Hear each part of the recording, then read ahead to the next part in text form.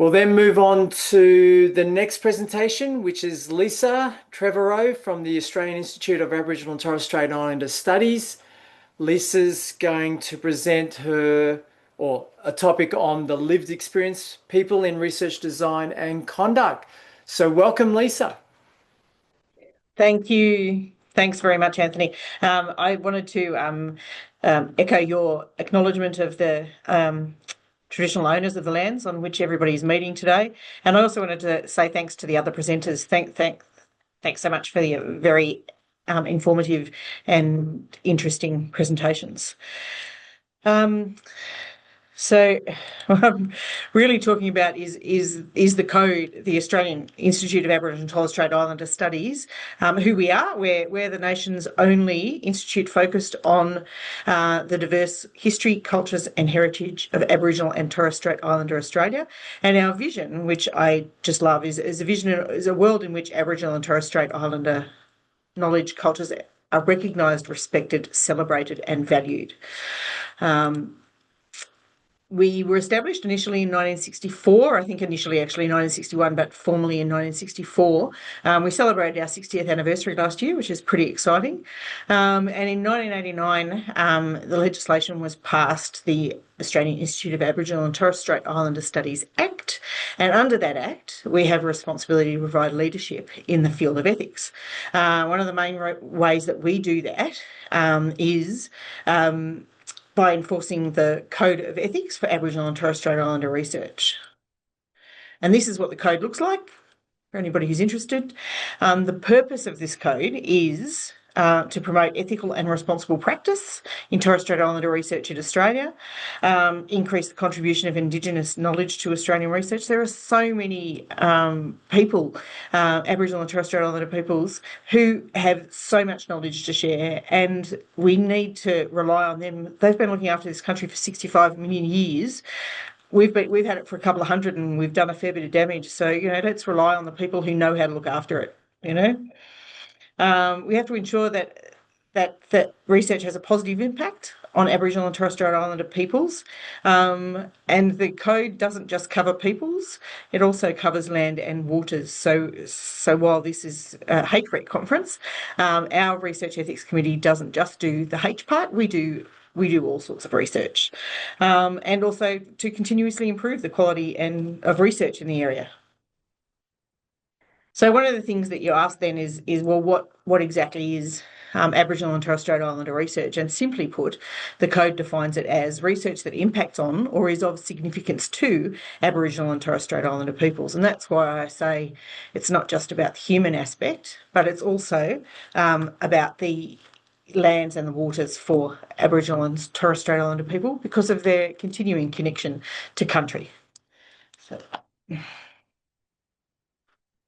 So the code has 4 principles. The 4 principles are Indigenous self-determination, Indigenous leadership, impact and value, and sustainability and accountability. And under each of those principles, there are 3 to 4, but 2 to 4 sort of responsibilities that people need to be looking at when they're doing research to make it real for people, to make it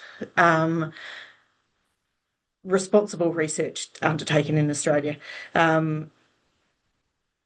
Our committee, the ASIS Research Ethics Committee, is comprised of 2/3 Aboriginal and or Torres Strait Islander people, and they do a robust review of every application that comes through, and they make sure that that every research application is addressing these 4 principles and addressing them well.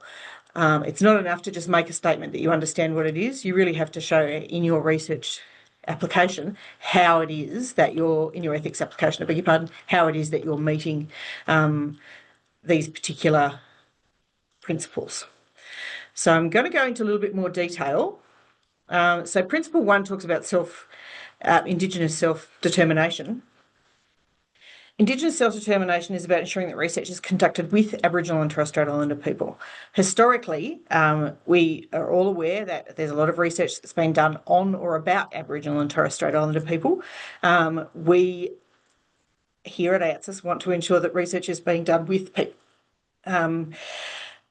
that the Aboriginal and Torres Strait Islander people are in the forefront of research, and that connection to country is acknowledged and respected. When research is conducted, researchers need to show that they have engaged with communities, that the research that they're wanting to undertake is actually something the community wants or the community needs, not just something that would be nice because it fits in with my thesis or it fits in with my PhD. Researchers are culturally safe, that you've actually undertaken some training, some development, so that when you're talking with people, you are talking and being respectful. And most importantly, obviously, when we're talking about self-determination, it's about making sure that participants, particularly all participants, but particularly Aboriginal and Torres Strait Islander participants, are allowed the opportunity to give free, prior and informed consent that is ongoing throughout the research project. It's not just a one-off at the beginning, but it's something that continues throughout the life of the research. All right. Principle 2 talks about Indigenous leadership, and different to self-determination. So self-determination is about making sure we're connecting with communities and that individual participants are respected and cared for. Principle 2 is about leadership on the research project. So if you have a research project that is undertaking research on or about Aboriginal and Torres Strait Islander people, you need to make sure that you have genuine Indigenous leadership on your research team. And it can't be tokenistic, and this is something we sometimes see. And there's a team of 10 people, on a research team of 10 people, and the 10th person is an Aboriginal and or Torres Strait Islander person. And we see sometimes that'll be the admin person or the research assistant. Indigenous leadership isn't tokenistic, it has to be genuine. It's also about making sure that research teams have considered who owns the data. We talk about Indigenous knowledge and data. So who owns the data? And sometimes that can mean that the data that you're collecting is actually the intellectual property is assigned to the leaders of the team or the communities that you're working with. And sometimes you can have something. How is your leadership governed? How is the project governed? I beg your pardon. Who has oversight for the project? Is it the community that has oversight? Do you have an Indigenous focus group that is providing leadership, or an Indigenous governance body that you are using, one that's within your research organisation or one you've set up specifically for this individual project, to make sure that everything's being done and everything's being done in a respectful way. So principle 3, impact and value. So again, I talk about it's one of the things that you really need to do, and that's engage. And you have to engage before your project, and you have to engage when you start. You have to engage without your project. And that's genuine engagement, so that we've worked with the communities to define what the research is, what it is that you're looking for, and why the community wants that. What's the benefit to the community? So when you're telling the ASIS Research Ethics Committee about your project and that you want our ethical approval, we need to know that you've actually consulted and worked with the team, with the communities, to come up with what the benefit is for them, not the benefit for the researcher, not the benefit for Australia as a nation, or not for the benefit of the particular topic, but for the benefit of the community as well. Those other things are also important, but we also need to see the benefit for the communities that you're working with. They must be defined by the people the research is about, not by the researchers. And when I say by the people the research is about, in conjunction with the research team, obviously. Ah, dear. Principle 4, I hope I'm not talking too much. Principle 4 is, and I've turned my page over without actually reading it out, is sustainability and accountability.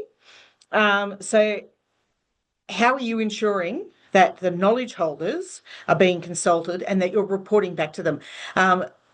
Now, I noticed in one of the earlier presentations we talked about reporting back on clinical trials, but for us, this is about making sure that you're actually giving the knowledge back to the knowledge holders, that you're not claiming it for yourself, and that you're actually being accountable. And that's why a governance group is sometimes a handy thing to have.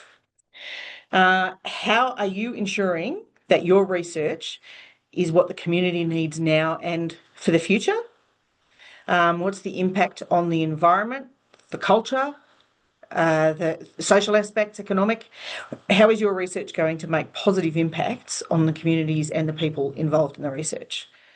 And people more broadly, and not just now, but also into the future. And make sure that you build your reporting requirements into your project so that you're reporting back to people. And again, I know that not everybody wants to hear everything about what you've done, but everybody needs to hear something about what you've done. Otherwise, it's again, people have come in, they've done their research, and now they've gone again, and we don't even know what's going to happen with it. So reporting back, or at least having a mechanism to do so, is really important. So when the ATSIS Research Ethics Committee, as I said, 2/3 Aboriginal and or Torres Strait Islander people, and they're really committed to what they do. These people are really passionate about making sure that they get it right and that researchers get it right. They put a lot of effort into giving really comprehensive feedback if you haven't addressed these things so that you can improve. And it's about that. Our committee wants everybody to succeed, but we want you to succeed in a way that is respectful. So when our committee reviews applications, these are the sorts of things they're looking for, that there are direct statements about how the principles and the 12 responsibilities are going to be satisfied. All of those things about Indigenous self-determination through evidence, Indigenous leadership isn't just, as I said, it's not tokenistic, it has to be genuine, it's got to be real. And they want to see what the impact and value through justification of positive impacts on community are for you and for communities. So that's enough of me rambling. Does anybody have any questions? Thank you very much, Lisa. We do have time for a quick question if anyone has one. I know there's been some movement in chatter, etc. I suppose one of the key questions that raises with me while people are thinking about is how do researchers go about this? Because I mean, usually they come up with a great idea and then go, well, this is something I think they want to do. Can they make contact with yourselves, or is there a way that researchers can actually be more proactive in this space? Absolutely. Look, our research ethics team here are so keen to meet with researchers, meet with research teams, and early. We want, as I said, the committee wants to help you get it right, but so does the staff here within IATSIS.